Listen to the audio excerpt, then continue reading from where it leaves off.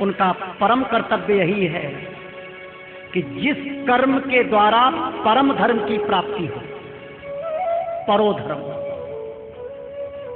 भक्ति अधोक्षजे, अधोक्षज मतलब भगवान श्री कृष्ण, जिनकी आंख ढरकी रहती हैं, ढरारे नैना हैं, उन अधोक्षज भगवान श्री कृष्ण के चरण कमलों में अनन्य भक्ति हो, वही कर्म पुरुष को करना चाहिए।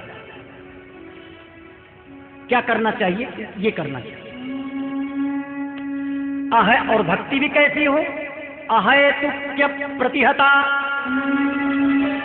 आमाने नहीं, हेतु माने कारण। एक बिना हेतु की भक्ति है, बिना कारण की भक्ति है, और एक कारण की भक्ति है। सीधा सा अर्थ, एक सकाम भक्ति, एक निष्काम भक्ति। हेतु भक्ति का अर्थ है सकाम भक्ति, अहेतु शब्द का अर्थ है निष्काम भक्ति। तो भक्ति कैसी करनी चाहिए? बोले अहेतु की, निष्काम करनी चाहिए। निष्काम से क्या होता है? जरयत्यासु याकोशम निगीर्णम अनलो यथा। कपिल देव जी महाराज कहते हैं माता देवहूति जी से, माता जी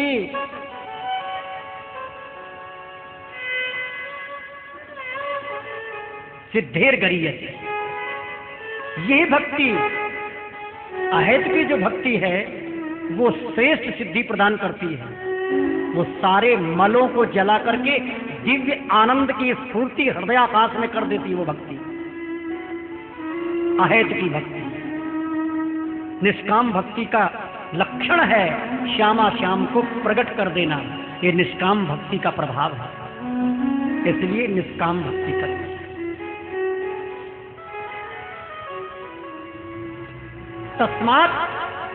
तस्मादेकेन मनसा भगवान सात्वतां पति श्रोतव्य है, कीर्तव्य, ध्येय है, पूज्यस्य नित्यदा। किसी भी प्रकार से, अब दूसरी बात कहते हैं भाई किसी का काम मन निष्काम नहीं हो पा रहा है तो सकाम ही करनी चाहिए। अकामः सर्वकामो वा मोक्ष काम उदार देहि तीव्रेण भक्ति योगेन यजेत पुरुषम परम। अकाम हो निष्काम हो कैसे भी हो, लेकिन तीव्र भक्ति योग के द्वारा भगवान का यजन करना चाहिए। इसी से जीव का कल्याण होगा। ये है श्रेय। अब श्रेय की नई प्रकार की विधियां हैं। श्रेय है, एक निःश्रेय है, श्रेयस है, एक प्रेय है, निःश्रेय है। उधर न जाकर के सीधा सा 6 प्रश्नों का उत्तर है। श्रेय माने कल्याण। कल्याण निष्काम भक्ति से होता है, जिससे भगवान सम्यक प्रकार से प्रसन्न होते हैं।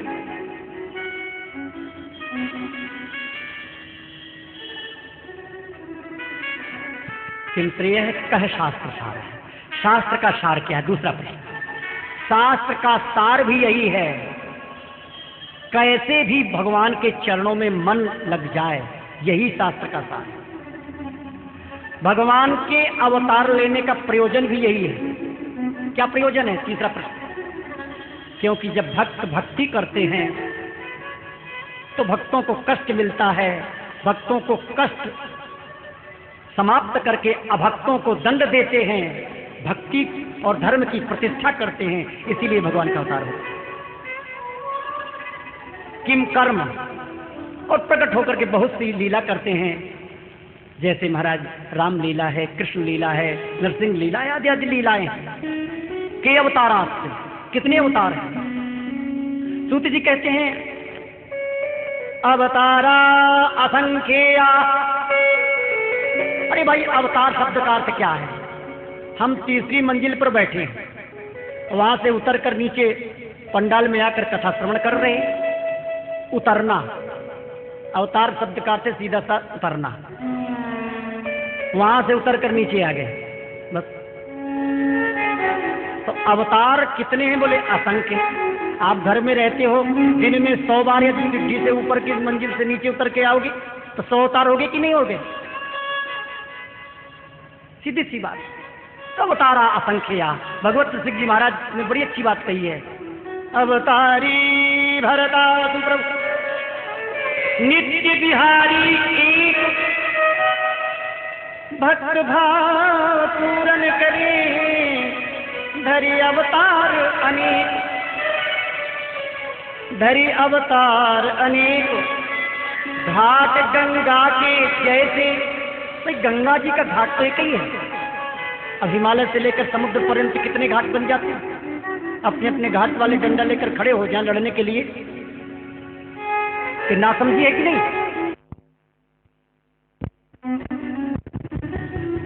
घाट गंगा के जैसे जहाँ जो करे निवास, ताई तह पोसे दे। भगवत रसिक अनन्य सुहद सबके सुखकारी। भगवत जी कहते हैं सबके सुखकारी हैं, सबके भाव को पूर्ण करते हैं, इसलिए अवतारा असल किया। लेकिन फिर भी 24 अवतारों का नाम लिया है। नारद अवतार, नारायण अवतार, ऋषभ अवतार, वराह अवतार, राम अवतार, कृष्ण अवतार आदि आदि अवतार लिए हैं। कहीं कहीं एक आध अवतार ज्यादा है, कहीं एक आध अवतार कम है। अब लोग इसी बात को लेकर के तर्क खड़ा कर देते हैं, बोले यहाँ इस अवतार का नाम लिया, यहाँ क्यों नहीं लिया। बिना मतलब की बात है। अरे भाई अवतार लिया है, अवतार लेकर जो लीला की है उस लीला का रस लो ना। लीला के रस के आस्वादन से लीला हृदय में प्रकट होगी और तुम भी लीला के पात्र बनोगे। इस प्रकार अवतारा और धर्म भागवत की शरण में चला गया। 6वां प्रश्न, प्रश्न का उत्तर, धर्म भागवत की शरण में चला गया। भागवत किसको कहते? भक्त। महाजनो ये नगत है शतम था। श्रीमद् भागवत महापुराण की शरण में धर्म चला गया। बोलो बांके बिहारी लाल की। 6 प्रश्नों का उत्तर सुना और शौनक जी ने प्रश्न कर दिया, महाराज एक बात बताओ। सूत सूत महाभाग नो वदताम वदनो वदताम वर कथां भागवतीं पुण्यां यदाह भगवान शुकः। सूत जी आप वक्ताओं में श्रेष्ठ हैं तथा बड़े भाग्यशाली हैं। जो कथा भगवान सुखदेव जी ने कही थी वही भगवान की पुण्यमयी कथा कृपा करके आप हमें श्रवण कराइए। कस्मिन युगे, किस युग में श्री वेदव्यास जी महाराज ने भागवत की रचना की। सुखदेव जी महाराज तो महाराज सगोदोहन मात्र ही गहे में धुनाम, केवल गैया दुही जाती है, इतनी देर ही किसी के दरवाजे रुके तो रुके, नहीं रुके, मस्ती है संत की। और फिर वो 7 दिन के लिए एक व्यास मंच पर परमहंस होकर के कथा कहे, ये बात समझ में नहीं आती। 3 प्रकार के प्रवक्ता होते हैं।